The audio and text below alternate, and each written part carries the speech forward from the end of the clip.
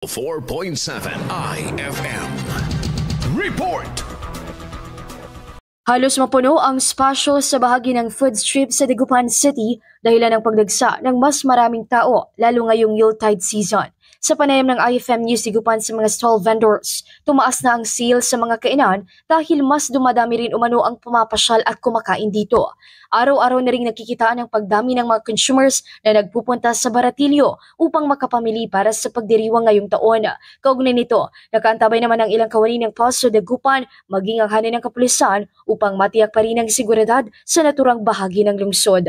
Samantala, sa tuwing sumasapit ang gabi, nararanasan ang mabagal na daloy ng trapiko sa downtown area. Mula rito sa IFM Dagupan, ito si Idol Ronara Katatak, IFM. IFM News. IFM News. IFM News.